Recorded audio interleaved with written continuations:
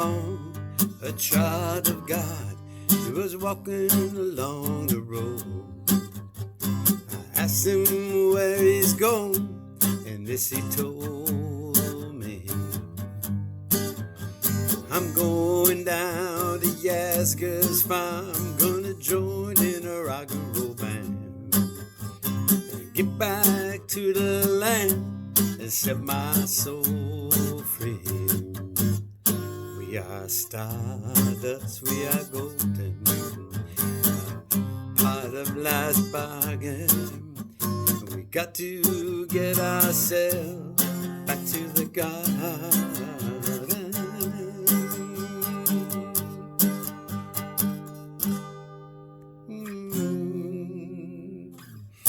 I guess that's some inspiration from playing some music right by a poster of Jimi Hendrix, who did play at the original Woodstock.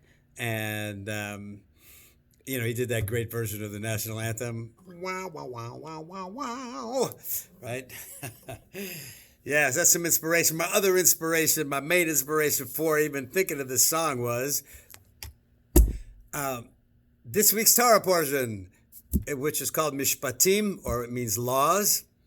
And, it's just wild. You think about it. Last week, we read about the giving of the Aser Sadibros, these 10 utterances. It's what are translated usually as the 10 Commandments. We have this incredible spiritual experience above nature, right? It says that the people saw what is heard, they heard what is saw. And they estimate probably around 5 to 6 million people there, including men, women, children, and not just the Jewish nation, by the way, but also what's called the Erev Rav.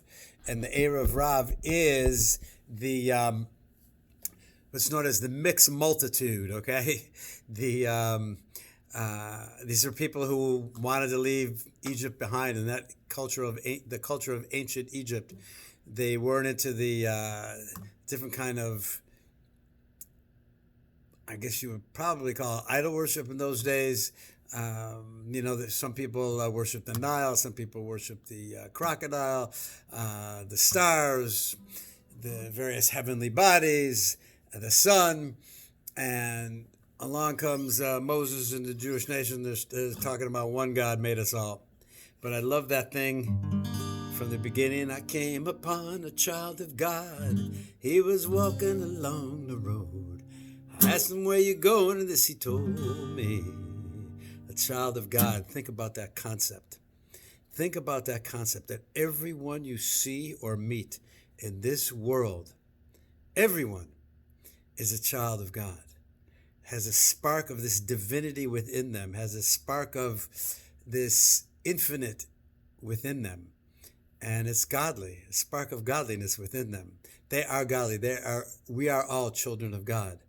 Unfortunately, in today's crazy world, it's like everyone waving their own flag. The Hatfields versus the McCoys. I'm a Hatfield, you're a McCoy. You're a McCoy, I'm a Hatfield. I'm a Jedi, you're a Darth Vader. We're going at each other. Put down the crazy notion of we're in opposite camps. We're all children of God. One God made us all. Excuse me. So this guy one time went into the Rebbe and he complained to the Rebbe that he felt bad. He had anger management issues, okay? And he used to smack his kids around. And many teachers not too long ago used to do corporal punishment. I remember when I first started teaching, the administration was allowed to use corporal punishment. I know I'm aging myself on that one, right? Just shows you how far back that goes. About 40 years ago, folks. But yeah, some of the school districts still allowed corporal punishment. And it was wild to see. Principal taking a paddle, boom, smacking a kid on the backside. So this guy was like, what do I do? Either he said I hit my kids or I hit my students. And thinking that, the Rebbe's going to tell him, I'm going to give you ways to overcome your anger. You have to fast, whatever it is, 2 weeks in a row. You have to give extra charity. You have to be super kind, whatever. He may have been thinking that. The Rebbe said to him, these are children of God. These are godly children. And you raise your hand to them? Hello? Hello? What's wrong with you? How could you raise your hand to somebody who's a child of God? Are you out of your mind? So we've lost that perception. We got to get that back. We got to get that perception back. I came upon a child of God. What was he doing? He was just walking along the road. All right? That's in this week's Torah portion. But that's only one of the things I wanted to mention. And this week's Torah portion, which is Mishpatim, laws. So we come from this amazing experience at Mount Sinai. It says we heard what is seen, we saw what is heard. It's what's usually heard. It's always this crazy thing. How is it translated? How does it make a gan? How does it make a paradise in this world? How does it make a garden in this world? And so these are the different ways. This Torah portion has 53 mitzvot, 53 unique methods of connecting to, not just to God, connecting to ourselves, connecting to our essence, connecting to our godliness. How do we translate this experience at Mount Sinai and bring it into a practical way into this world? So this Torah portion is about these nitty-gritty, down-to-earth laws. It doesn't get more practical than this week's Torah portion of 53 mitzvot.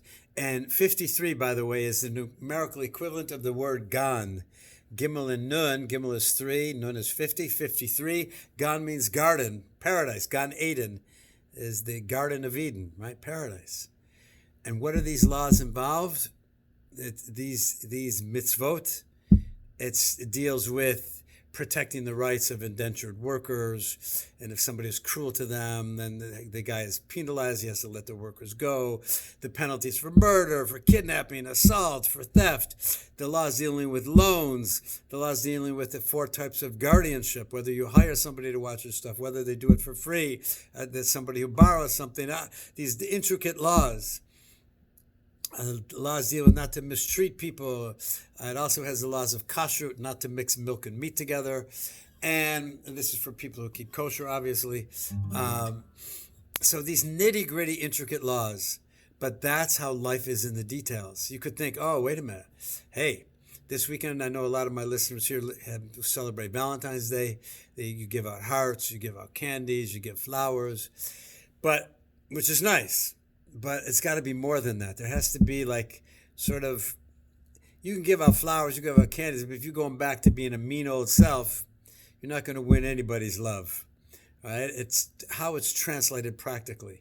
And I remember there was a story of this one guy went to the Rebbe, and because in the code of Jewish law it says it's a special segula, special thing to do to bring about shalom bayit.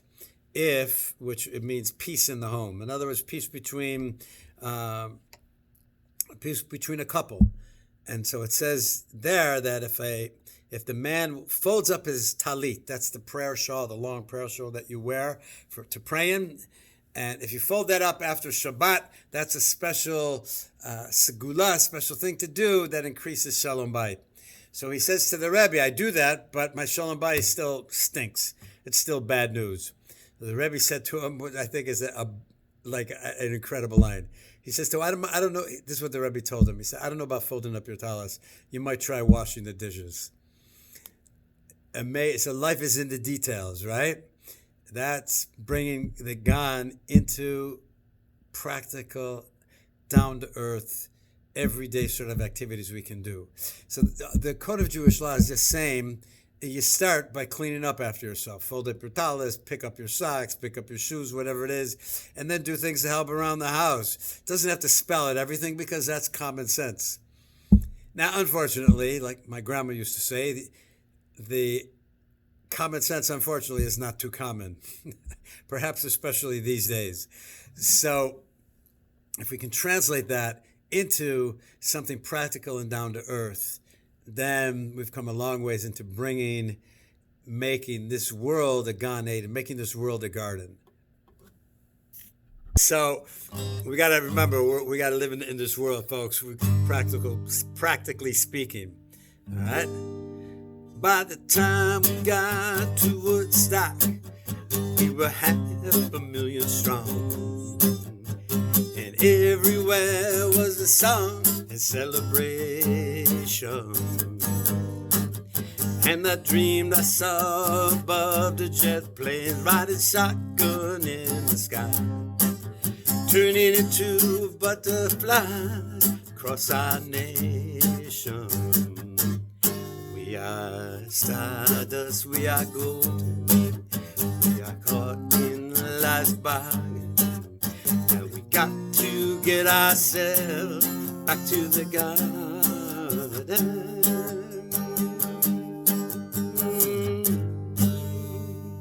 Yeah, let's get back to the garden, folks.